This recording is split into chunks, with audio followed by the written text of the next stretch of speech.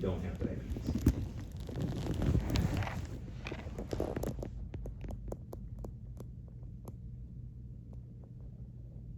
Miss Melissa, what questions or concerns do you have that I haven't addressed? The memory Well, loss, good. the big giant memory loss.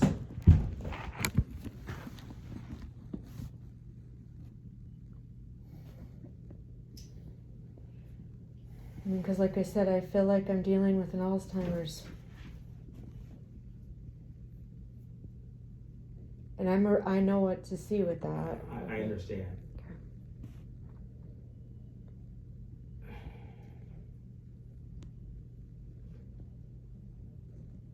From my interaction here,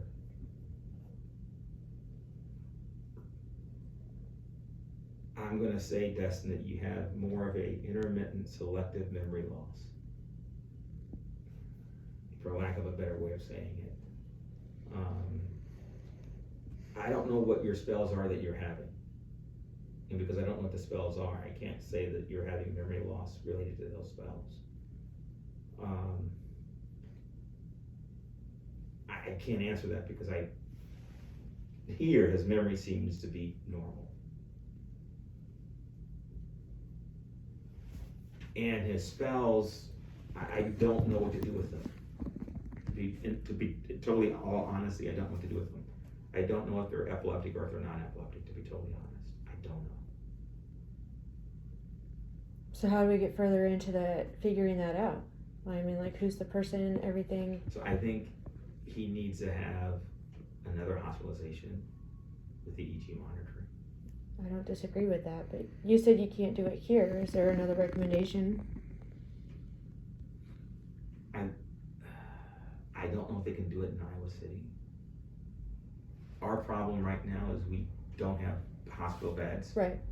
Because, forgive me, stupid people with COVID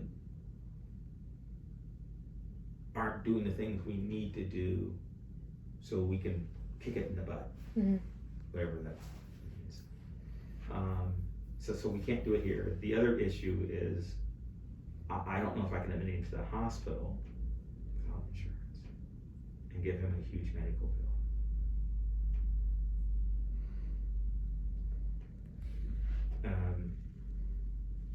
My insurance won't start till the first of next month, So the question becomes one of, what do you need to do to go on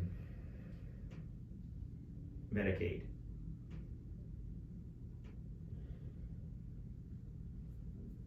And who's your regular doctor? Dr. Stobie out of Fort Dodge or Community So Health. who's Randall Minion? He recently retired. He used to be my. Okay, so you have Dr. Stobie. Okay, he was my doctor from the time I was born until he retired and moved back. I will give Dr. Stobie a call.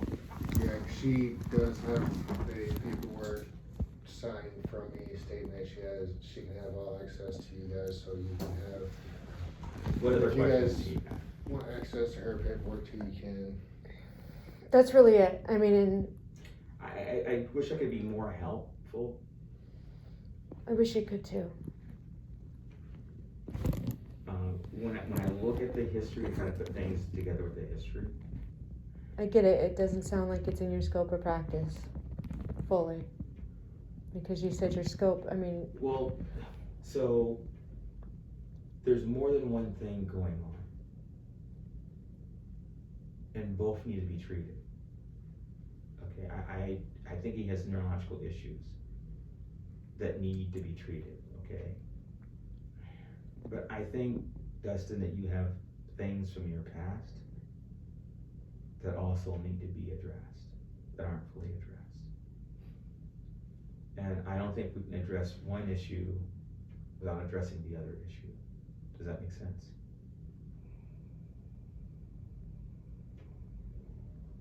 In order to understand fully what's going on, you have to address both issues. Right now, my concern is what should you be on for medication, what should you not be on for medication? And I don't know how to answer that question. So what do you feel, are you taking both Keppra and Depakote? Or are you only taking one? I'm taking whatever Rochester prescribed me for all the medications. The only thing that I take that I shouldn't is the marijuana. So I'm gonna say you shouldn't take that. So you're taking Seroquel, quetiapine? Yeah, that's what they gave me for sleeping. I don't really take that because of how hard it makes me sleep, and I can't really wake up to my grandma if she needs help, since I have to be there to take care of her. So that one I don't really take, since how it's just a night pill anyways. Unless I know my mom don't work that next day, then I take it. So what do you think is helping you the most, Depakote or Keppra? Well, they say with a Depakote the most, because when it gets extremely low is when I get into those spells, so. So why would your Depakote level get low? It's a question we wonder too. Other than what you just said, if he forgets to take it for a stinking couple days, right? Not remember I didn't take it, but according to everybody that I'm staying with or is helping me, So, they don't know if you're taking it or not taking it. The only person that knows if you're taking it or not is you. That's where I have the memory loss issue. When we ask him, he says, "I don't know." So do you want someone to be assigned to make sure you take your medicine every day? Do you want to be treated like a child and have someone assigned to give you your medicine every day? No, if I could just get a couple of those pain capsule things or whatever. So altogether it's like 5, 10 pills a day, something like that. Oh, you just lost me someplace. Well, it's 3 pills of the Depakote a day because they're 500 milligrams, so 1,500 a day for the morning, 1,500 at night. Another one's a 500 milligram. And did Mayo put you on that big of a dose? No, Minion upped the dosage, but Rochester. Why did you increase the dose? Because of how low it kept getting. If it's getting low, there's 2 problems with it. Well, they don't like looking into my situation. Well, you can't go there. I'm sorry, but you can't go there. So this is something that's on you, and you can't put it on anybody else. So here's your Depakote levels less than 3, 63, 10, 40, 32, 99. Well, if I knew what I could do to be for, nobody could ever tell me what the hell the Depakote was. Or if it was something I could do to eat to fucking make it better to where I didn't have to be on medication. Nobody could ever tell me if it was something related to what I was eating or drinking. Nobody could answer me what Depakote was doing for me. They just gave me a medicine. Nobody would tell me what it was for. Nobody told me if it was supposed to help with energy or if I should eat differently to get my Depakote levels up. Nobody told me anything. They just gave me a pill because they said my Depakote levels were down. Nobody told me anything of it. They didn't tell me why it was down. They didn't tell me how I could elevate it. They didn't tell me what it was even for in my blood work. They just said, here's some pills because your Depakote level's down. It's like, okay, what is that? It's like, well, it's just here you go.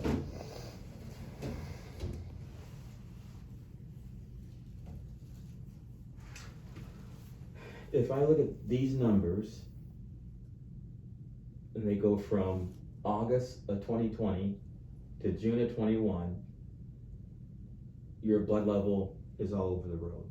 It's all over the road because you're not taking it consistently the way that you're supposed to. Where does it come from? I mean, does it come from something I'm eating wrong? No, you're not taking the pills. Before they had to take the pills, though, where did it come from? I'm sorry, I don't understand. Before I had to get diagnosed with the fucking pill, did my body produce the Depakote or did it come from food that I ate? Neither. Then why do I need it now? Well, because you have spells that we don't know what they are, that have been described as being seizure-like, and Mayo Clinic put you on it because they thought that you were having seizures.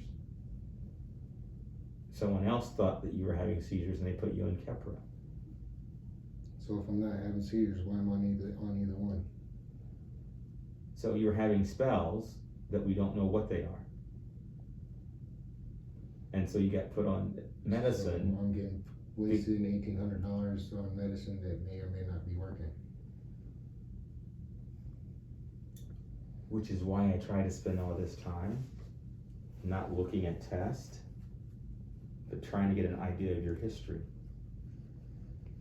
And when I'm trying to get an idea of your history,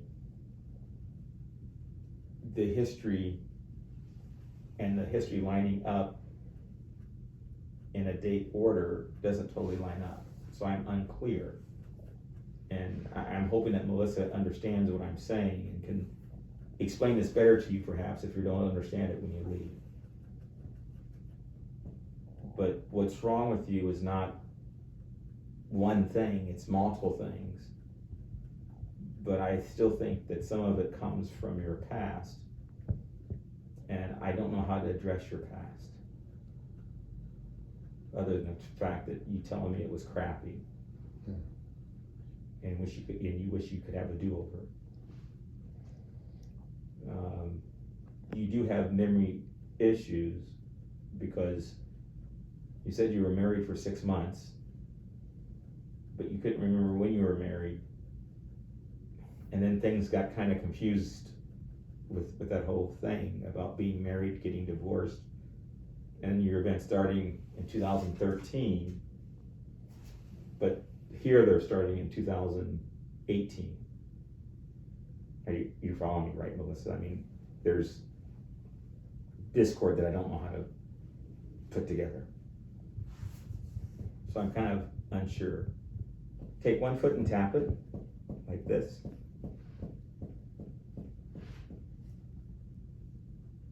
Just Dustin, asking you. tap one foot.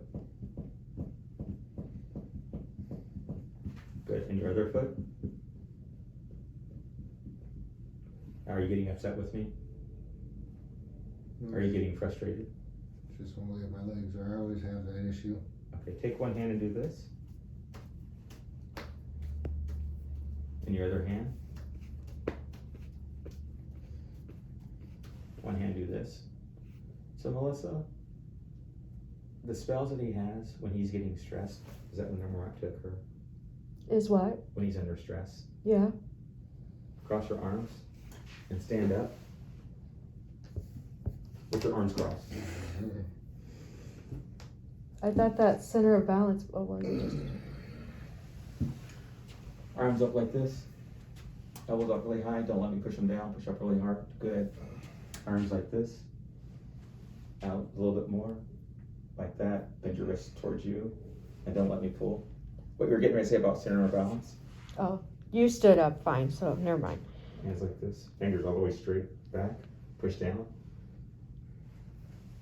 Push down.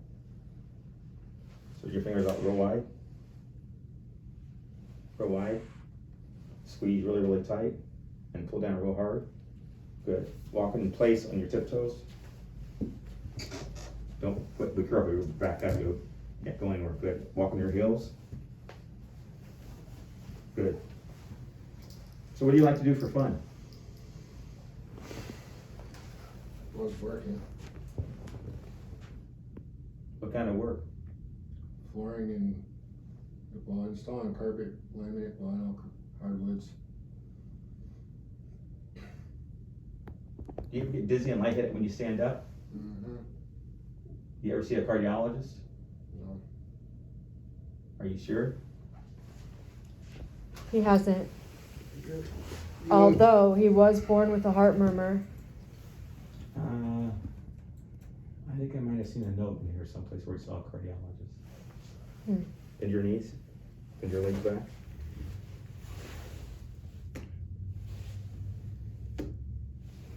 So your exam is normal.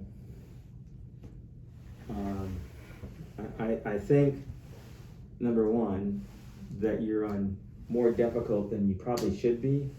And I think your difficult level got pushed so high because your levels are low, but I think your levels are low because you're not taking it. And if you are on your medicine and off your medicine and on your medicine and off your medicine, you can have withdrawal seizures. So if you don't take the medicine, you can have seizures because you're not taking it consistently enough. It's kind of like people who drink alcohol. If you drink too much alcohol, you go into alcohol withdrawal and you have seizures 2 to 3 days later. If you're on medicine for seizures and you stop taking it, you're going to have seizures. When you start taking it again, you're going to have fewer seizures. But it takes a while to get your blood level up to where it should be. And so if he wasn't taking it when he had the spell that he had, and he had this long period of seizures, well, that could make you have memory issues. If you're non-compliant with your medicine and you have seizures because of withdrawal, they're going to look just like epileptic seizures. Does that make sense? So you have to go back to the initial events as to what they look like before you went on meds. Because after you've gone on meds, if you're non-compliant and you stop and you have seizures, well then it's because you weren't taking the meds. If you don't take the meds, you'll have seizures because you go into withdrawal. So I think that you should probably do the following. And I need to talk to Dr. Stubbe. But I would probably go back to Depakote 1,000 milligrams twice a day. Leave the Keppra where it is, 500 milligrams twice a day. And see what happens. We can get back in touch with you in 3 to 6 months, depending upon how COVID is, and make arrangements to try to get you admitted to the hospital and take you off meds and see what your seizures are like. But that's really what we can do. I can't do anything else. And I would have Dr. Stubbe address your meds. I can talk to the phone and tell her how to do it over the telephone. Sure. Please do. That would be awesome. All right. What else can I do for you?